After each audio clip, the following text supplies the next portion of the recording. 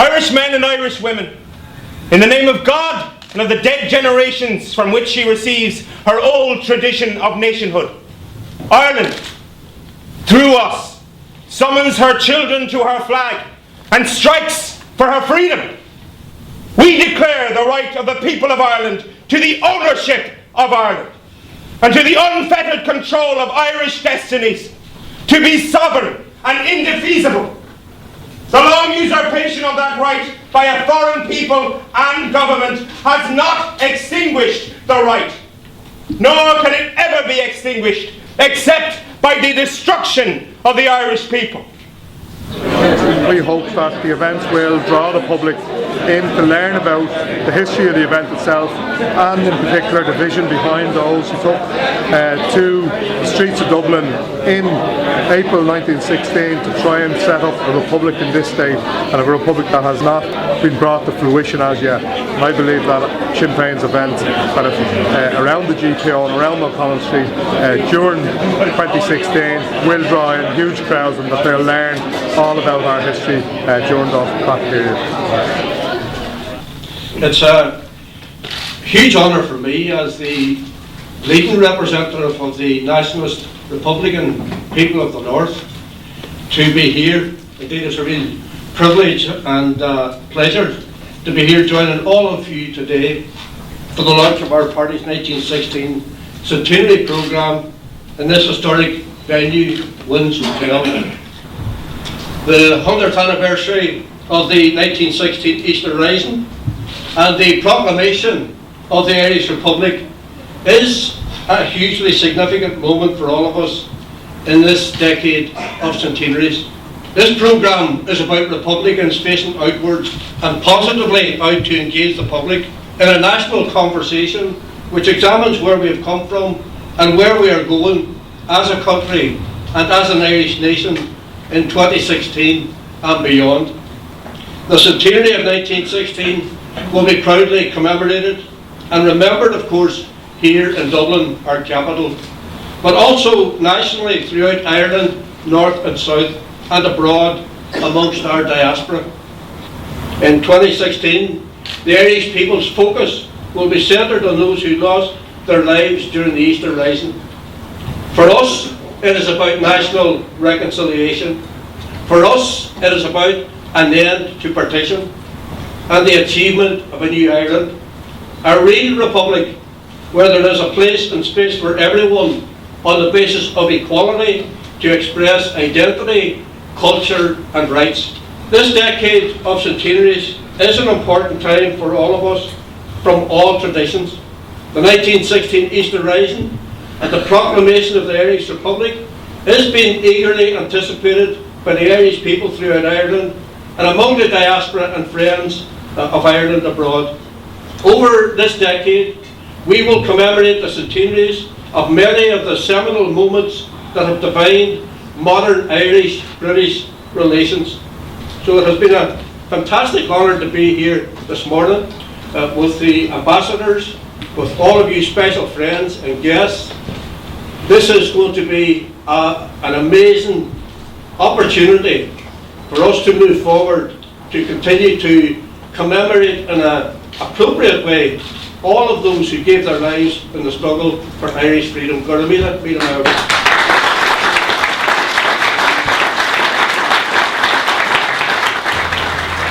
You cannot conquer Ireland, you cannot extinguish the Irish passion for freedom. And I think the vast majority of people here instinctively understand that it's bigger than Irish, it's a universal notion of humanity. It's a time to rededicate ourselves to Wolfe Tone's teachings, to Padraig Pearse, to James Connolly, also to Maura Drum, to Mariette Farrell in our own time, to Bobby Sands, and to imagine and then to shape out and to achieve a better future. I also want to make a special invitation to the diaspora to come home for Easter 2016. The rising was funded by Irish America, by the children of the Great Hunger. There were revolutionaries in Glasgow and in Liverpool and in London, throughout Britain, who joined, Irish men and women who joined the revolutionary cause and continued in the revolutionary cause afterwards. So all of us, I think, can go forward and make this a hugely significant event.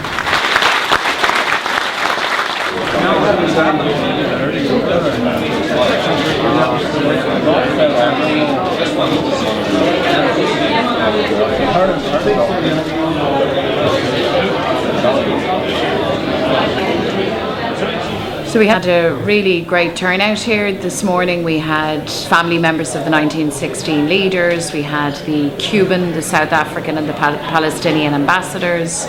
We had a number of people from the world of arts and literature.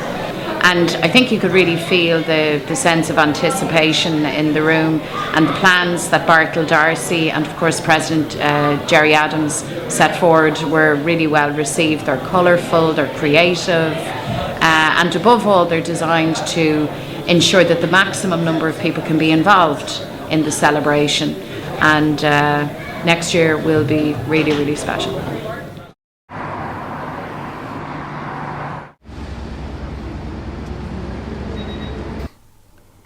Yeah, so that's where that image came from, right?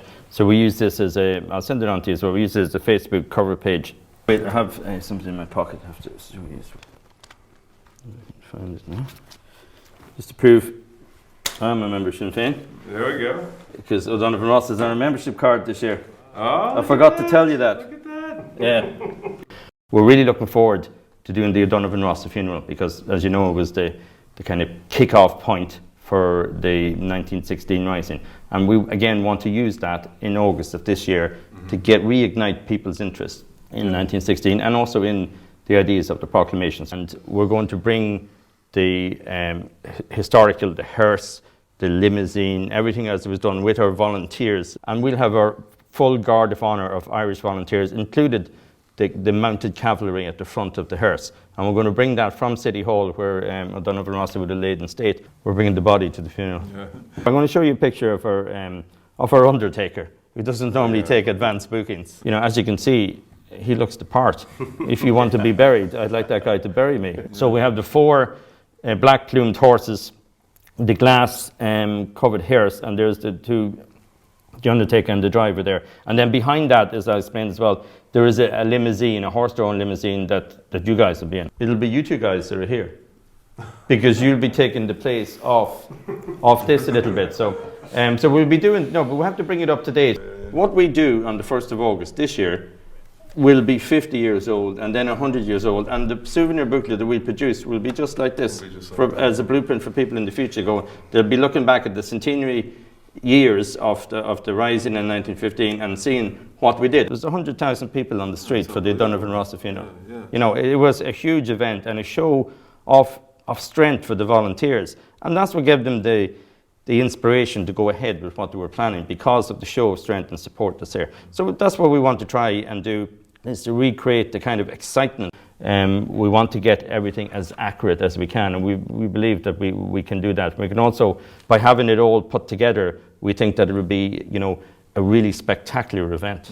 Our vision to see things come alive now on the streets where they actually happened 100 years ago with the O'Donovan Ross March is just, it's a huge thing for us, you know. It's a great vision to see realised after all this work.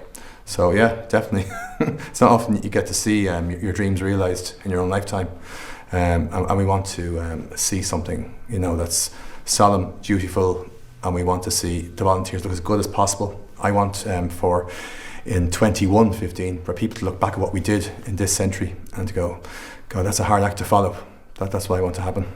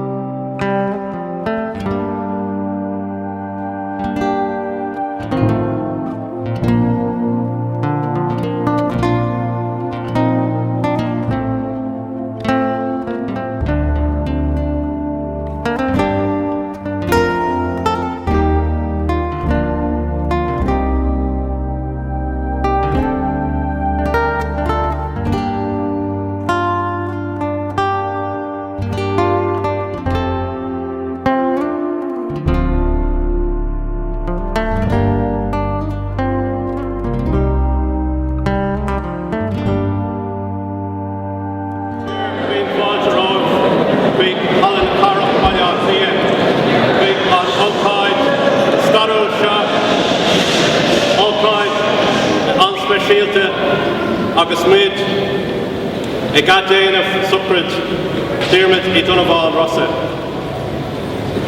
You're very welcome to Dublin City Hall for this very special and historic occasion as we reenact the funeral of Jeremiah O'Donovan Rossa, the veteran Fenian. Jeremiah O'Donovan Rossa died in New York on the 29th of June 1915, and it was immediately decided that this lifelong Fenian and patriot should be laid to rest in his native soil here in Dublin. And the funeral was organised at the behest of Tom Clark of the Irish Republican Brotherhood. A committee was immediately put together which read like a who's who of Irish Revolution. 11 of the members of that committee were to go on and participate in the 1916 Rising and to be executed for their part in the Rising. The cortege crossed the Atlantic. It came to Ireland through Liverpool, and as our Liverpool friends and comrades have highlighted in the past week, in order that O'Donovan Ross's coffin would not touch English soil, the coffin was actually carried for 2 miles between one ship and another before being brought here to Dublin. The coffin of O'Donovan Rossa arrived here in our city on the 27th of July 1915. There was high mass in the Broad Cathedral, and then the body was brought here to City Hall to lie in state. O'Donovan Rossa lay in state in Dublin City Hall, guarded by a guard of honour of the Irish Volunteers and the Irish Citizen Army. Thousands of people filed past in the succeeding days, and a huge tribute was paid even before the funeral procession.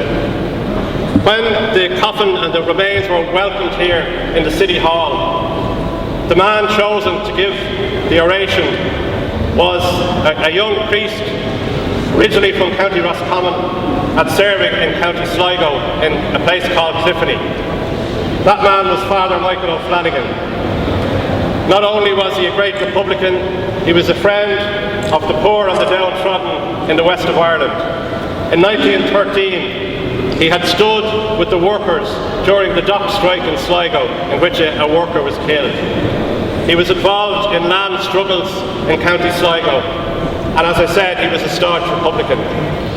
So when he came here to give the oration for the welcome of the remains of O'Donovan Rossa, he risked the wrath of his bishop, and indeed, a few weeks after he spoke here at City Hall, he was moved from his parish. But the local people stood by him, and they refused to open the church to the new priest for 3 months after Father Michael O'Flanagan was removed. Father O'Flanagan went on to play a leading role in the Republican movement. He was elected to the National Executive of Sinn Féin in 1917. He later served as president of Sinn Féin in the 1930s. And in 1936, he took a stand against Franco-fascism and in support of the Spanish Republic. So not only today do we remember O'Donovan Rossa, we remember all the patriots, and in a special way, Father Michael O'Flanagan.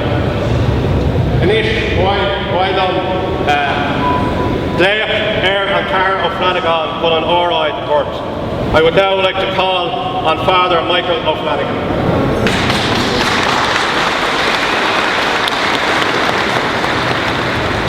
We have assembled here today to welcome to the City Hall of our country's capital the mortal remains of one of the noble felons of our land. He lived to a great old age. His name had already grown into Irish history when most of us were boys. He was hated by the enemies of Irish nationality, but the measure of their hatred is the measure of our love. He was a criminal in the eyes of the English government, but his crimes are his title deeds to sainthood in Ireland's patriot litany. A few days ago, our brothers beyond the Atlantic carried his body with love and reverence to the edge of the ocean. Many of the leading Irish citizens of the States were there to testify to their admiration of his life and their adhesion to the principles for which he lived and suffered. We have received him into Ireland in the same spirit of unity and brotherhood. Many who have been estranged by the extraordinary occurrences of the past year or two will be brought together again over the body of our hero. We love the name of O'Donovan Rossa, and we purpose to place his remains amongst those of the noblest of the uncrowned kings of Ireland, because he typifies to us the spirit of patriotism, the passion of patriotism, and the virtue of patriotism. Love of country, love of Ireland, means more than its love of its hills and its valleys, its rugged mountains and broad plains, and the sunshine and shower that cross its sweet and tender face. All that is contained in love of country, but love of country contains much more. That is but the physical setting of our patriotism. Love of country, above all things, means the love of its people. We love O'Donovan Rossa because he was true to the end to the principles of his boyhood, and the same love which O'Donovan Rossa had, and which survived 6 years of brutal treatment in English prisons, remained with him to the end of his life.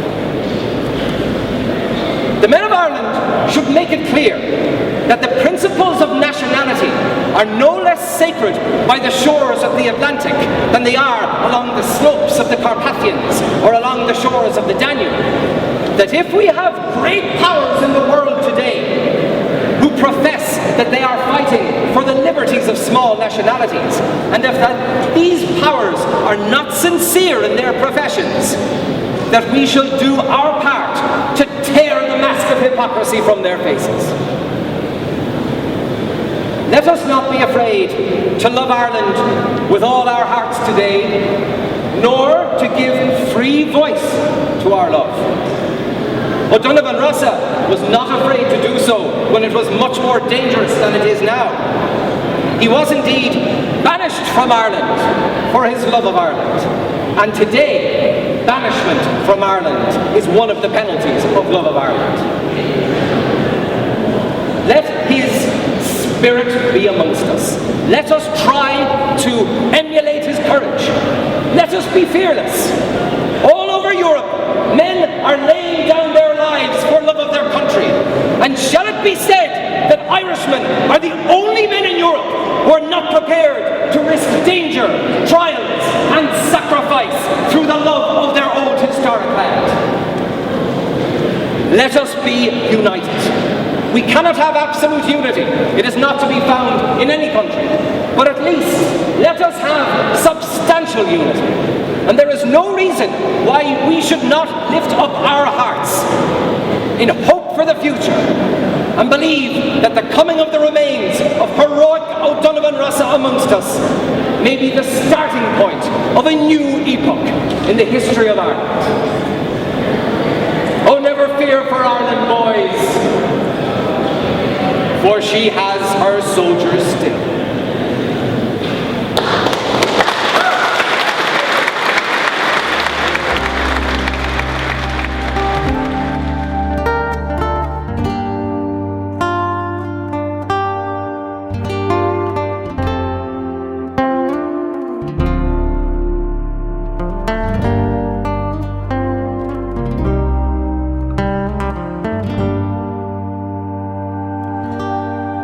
Was down the glen one Easter morn to a city fair rode I.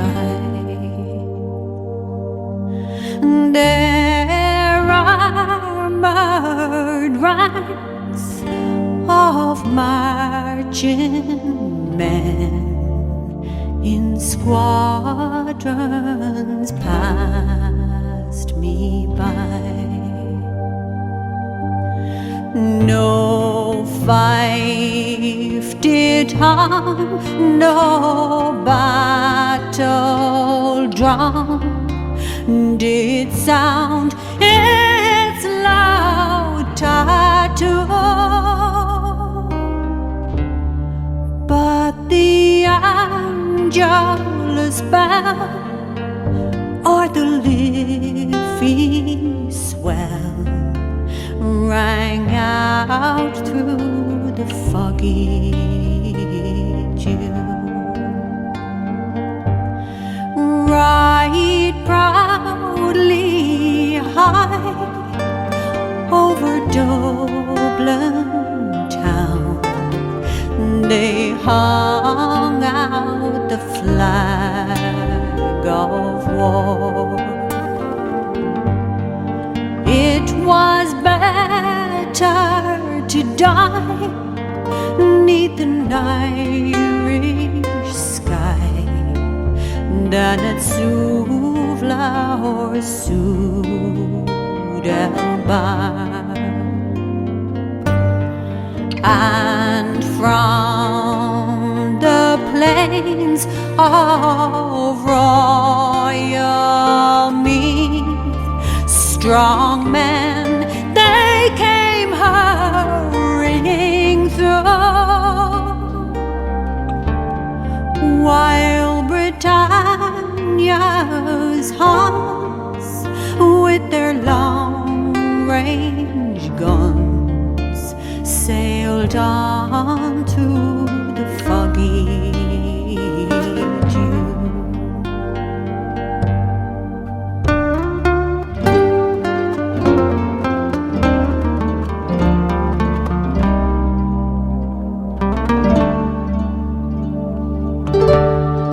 Was Britannia bade our wild geese go, that small nations might be free,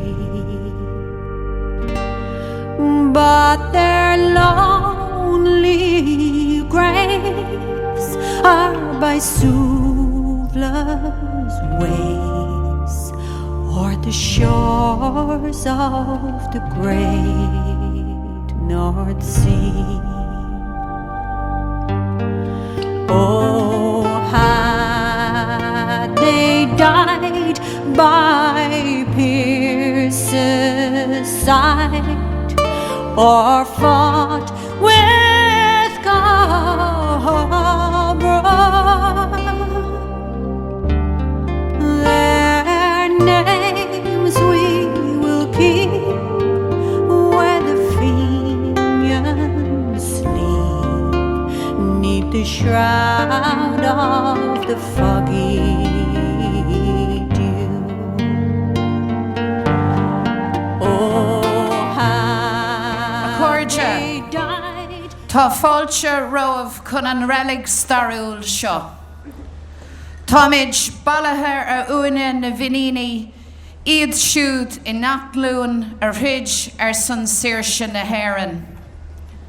Táid a cuimhnúar thu siúd, agus ar an lá, 100 bhliain ó shin, nuair a cura ó Donabháin rossa an sa, agus nuair a thosaigh ré nua is stair na hÉireann. We are gathered today at the gravesides of our Fenian dead, the Fenians of every generation up to our own time, who worked and struggled in the cause of Irish freedom. We are here to reenact and remember the day exactly 100 years ago when Jeremiah O'Donovan Rossa was laid to rest in this grave. We have followed with dignity and pride the footsteps of the Republicans of 1915 in the cortege through the streets of Dublin. And now we will have our graveside ceremony. Today is a reenactment, and it's also a rededication to the cause of Irish republicanism as represented by O'Donovan Rossa and the men and women who stood here 100 years ago. So, in that spirit of the Gael, and to place today in context, can you please Currigi Fáilte Riv Uachtarán Hin Féin Jerry Adams.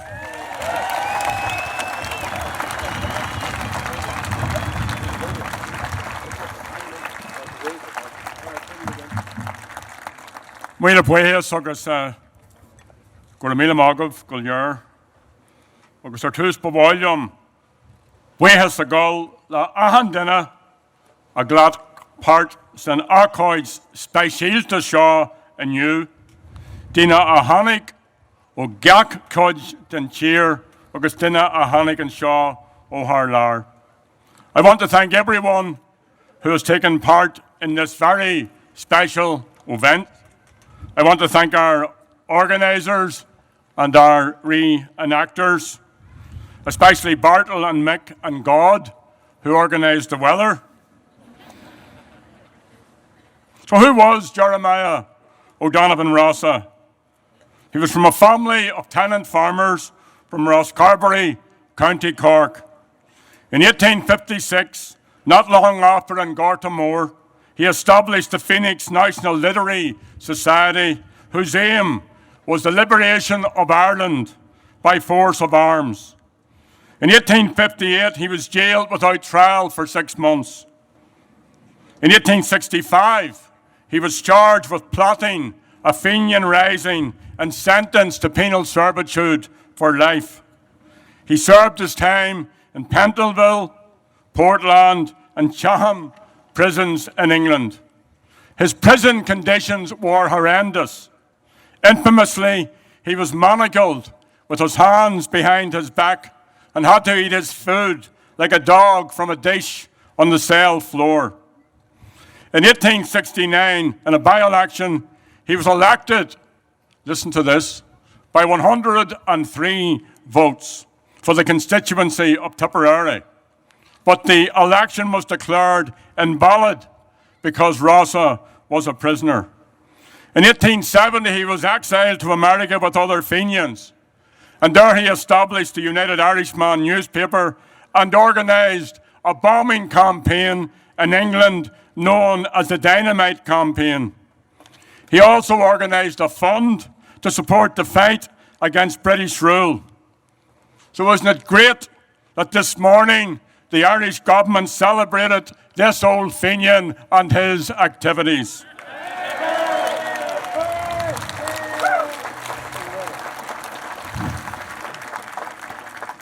Jeremiah was also married 3 times, and he had 18 children, so he was in many ways a very active Irish Republican. At the time of his death, aged 83, a new generation of revolutionary Republicans were organising and preparing for a rising, and they were determined to have Rossa brought home and buried in Ireland. His funeral mobilised and galvanised all sides of progressive opinion here. The funeral committee included 11 of the leaders of the rising who were executed 10 months later, and they stood where we are standing today. And this afternoon we have with us people whose parents or grandparents or other parents stood here exactly 100 years ago. We also have members of O'Donovan Rossa's family. So Curamid Fáilte Speisialta den na Daoine seo.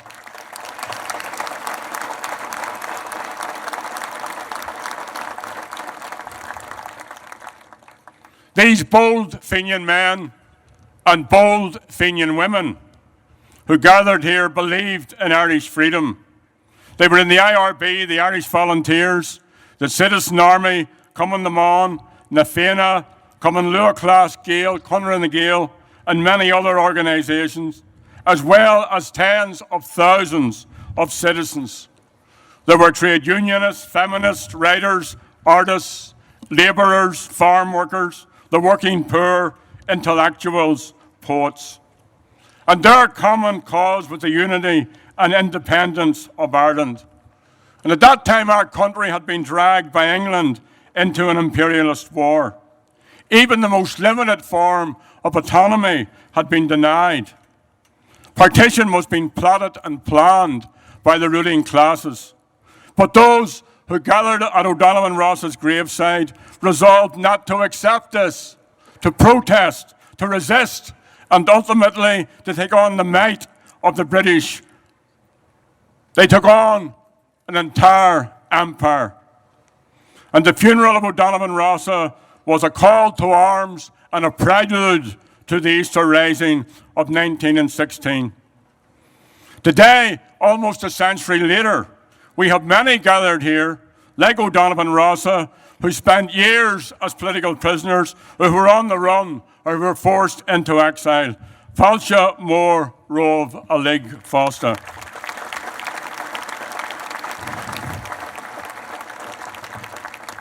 We remember also all of those who suffered and died in the most recent conflict, including our patriot dead, some of whom are laid to rest in this cemetery. We have with us also many young people who thankfully have not known directly the terrible reality of armed conflict. So let us be clear that the peace process and the political progress we have achieved was made possible because of the sacrifices of countless Republicans over the generations.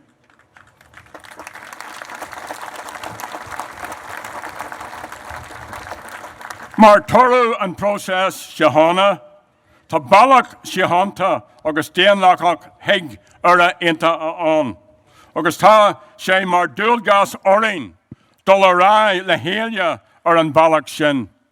It is hugely positive and progressive that we today can pursue the complete unity and freedom of the Irish people by peaceful means.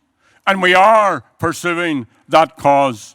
And today is a reminder, as the events of the centenary of the Easter Rising in the coming months will be reminders, that the business of Padraig MacPierce and James Connolly and Countess Margovich and Bobby Sands and Maura Drum and Maria Farrell is unfinished business.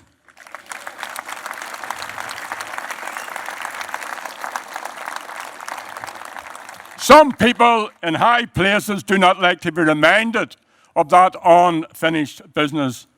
Ach, Maradurt and Piercig, the fools, the fools, the fools.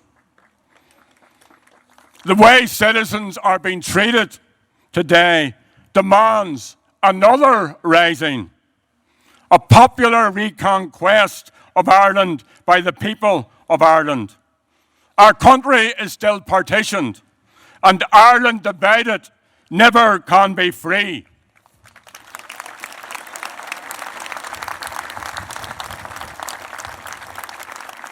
We do not yet have a national republic, but republicanism is growing as never before. The proclamation has yet to be implemented. Equality has yet to be achieved, but we're living in a great time of mighty hope, wonderful potential change, and great positivity for the future. And never was there a greater need for a genuine rights-based society, for republicanism, and for a real democratic revolution. Agus Nílara Seir, Agus Gaelach Ogin, a Wackle and Piercig Eganuig Shaw, Ach, be Kensha go May, Ken Fa, because we are determined to move forward, and we are as determined to achieve complete freedom as the men and women who gathered here 100 years ago today.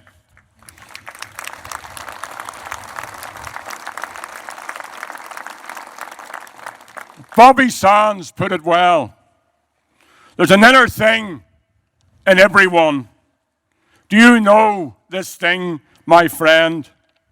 It has withstood the blows of 1,000,000 years and will do so to the end. It lies in the hearts of heroes dead. It screams in tyrants' eyes. It has reached the peaks of mountains high. It comes searing across the skies.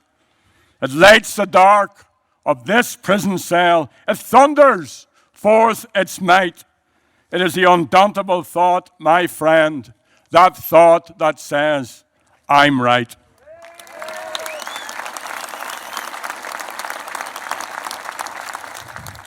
Thank you, Bobby. Thank you, Padraig McPherson, James Connolly, and all the other men and women. And thank you, Jeremiah O'Donovan Rossa. Thank you for being right. Goramagov.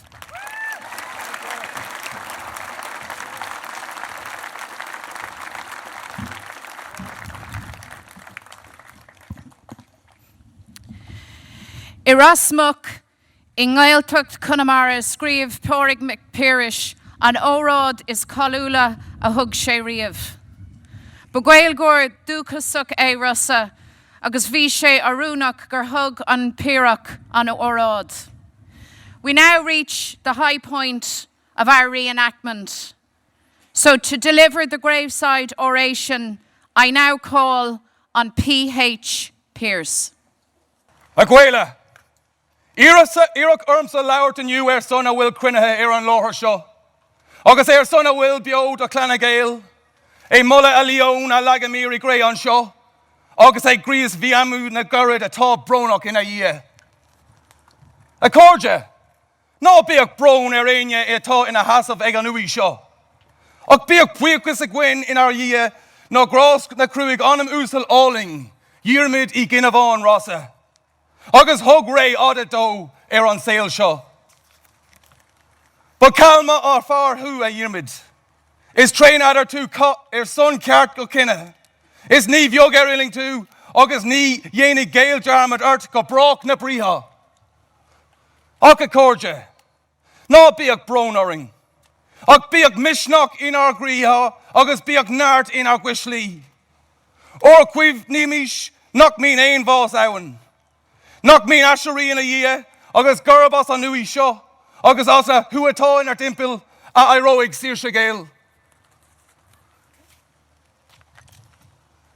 It has seemed right, before we turn away from this place in which we have laid the mortal remains of O'Donovan Rossa, that one amongst us should, in the name of all, speak the praise of that valiant man, and endeavour to formulate the thought and the hope that are in us as we stand around his grave. And if there's anything that makes it fitting that I, rather than some other, that I, rather than one of the grey-haired men who were young with him and who shared in his labour and his suffering, should speak here, it is perhaps that I may be taken as speaking on behalf of a new generation that has been rebaptised in the Fenian faith and that has accepted the responsibility of carrying out the Fenian programme. I propose to you then that here by the grave of this unrepentant Fenian, we renew our baptismal vows. That here by the grave of this unconquered and unconquerable man, we ask of God, each one for himself, such unshakable purpose, such high and gallant courage, such unbreakable strength of soul as belonged to O'Donovan Rossa. Deliberately here now, we avow ourselves, as he avowed himself in the dock, Irish men of one allegiance only. We of the Irish Volunteers and you others who are associated with us in today's task and duty are bound together and must stand together henceforth in brotherly union for the achievement of the freedom of Ireland. And we know only one definition for freedom. It's Tone's definition. It's Mitchell's definition. It's Ross's definition. Let no man blaspheme the cause that the dead generations of Ireland served by giving it any other name and definition than their name and their definition. We stand at Ross's grave today, not in sadness, but rather in exaltation of spirit, that it has been given to us to come thus into so close a communion with that brave and splendid Gael. Splendid and holy causes are served by men who are themselves splendid and holy. O'Donovan Rossa was splendid in the proud manhood of him, splendid in the heroic grace of him, splendid in the Gaelic strength and clarity and truth of him. And all that splendour and pride and strength was compatible with a humility and a simplicity of devotion to Ireland, to all that was olden and beautiful and Gaelic in Ireland. The simplicity and holiness of patriotism of a Michael O'Cleary or an Owen O'Growney. The clear, true eyes of this man, almost alone in his day, visioned Ireland as we of today would surely have her. Not free merely, but Gaelic as well. Not Gaelic merely, but free as well. And now, we are in a closer spiritual communion with him than ever before, or perhaps ever again. In communion of spirit too with those of his day, living and dead, who suffered with him in English prisons. In communion of spirit also with our own dear comrades who suffer in English prisons today. And speaking on their behalf, as well as our own, we pledge to Ireland our love. And we pledge to English rule in Ireland our hate. This is a place of peace, sacred to the dead, where men should speak with all charity and with all restraint. But I hold it a Christian thing, as O'Donovan Rossa held it, to hate evil, to hate untruth, to hate oppression, and hating them, to strive to overcome them. Our foes are strong and wise and wary, but strong and wise and wary as they are, they cannot undo the miracles of God, who ripens in the hearts of young men the seed sown by young men of a former generation. And the seed sown by the young men of 65 and 67 are coming to their miraculous ripening today. The rulers and defenders of this realm had need to be wary if they would guard against such processes. Life springs from death, and from the graves of patriot men and women spring living nations. The defenders of this realm have worked well in secret and in the open. They think they have pacified Ireland. They think they have purchased half of us and intimidated the other half. They think they have foreseen everything. They think they have provided against everything.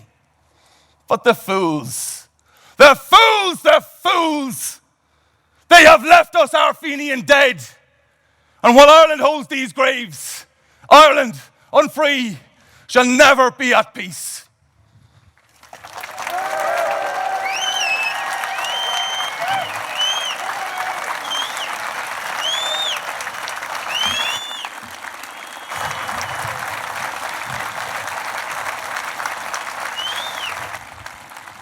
The Cabra Historical Society will now reenact the final salute to O'Donovan Rossa.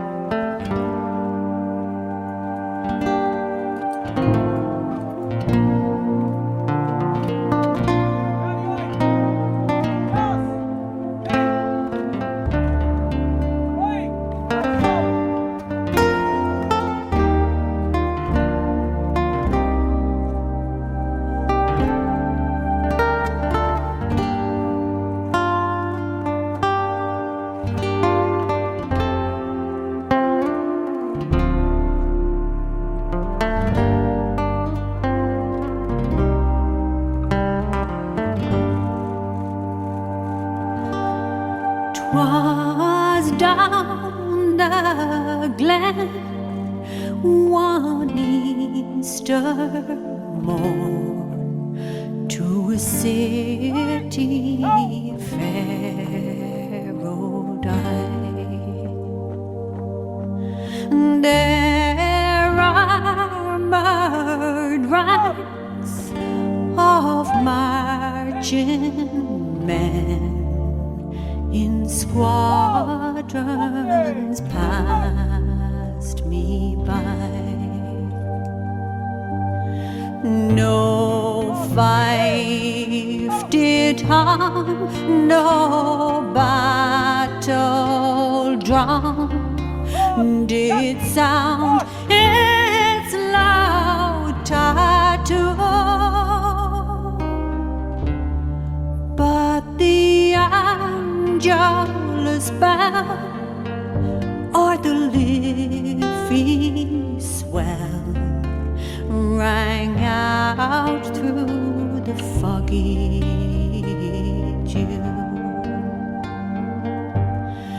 Right proudly high over Dublin town they hung out the flag of war. It was better to die 'neath an Irish sky than at Suvla or Sudelbar.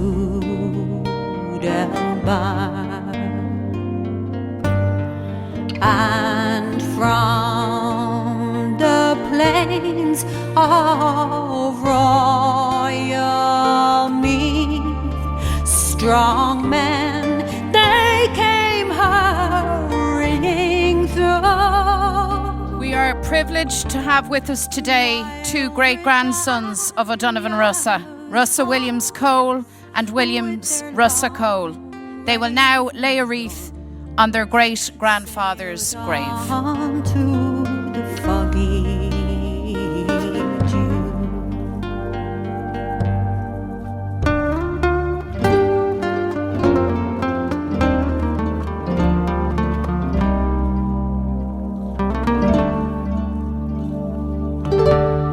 'Twas Britannia bent our wild geese were. Gurmahigiv. A corja buailum buicus agawal live ile. Before closing our ceremony with our own Naveen, I want to sincerely thank everybody who organised and all of you who attended what has been a truly great event. Gurav Mila Mahagriv Galer.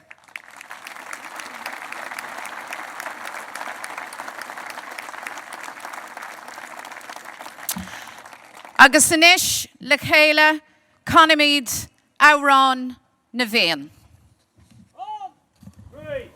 Fina fina fall, atoming allegerin, we us to until a ronnie favors face, Shantira Shinsha Fasta, the Alpha, Fetira, laughing John. Along the Hames of Barnabel, the Gallics will come, push no sail, the Connie trail, the Gobble Cabell, Jolly Coggy, a runaway. Side or fought with cobra.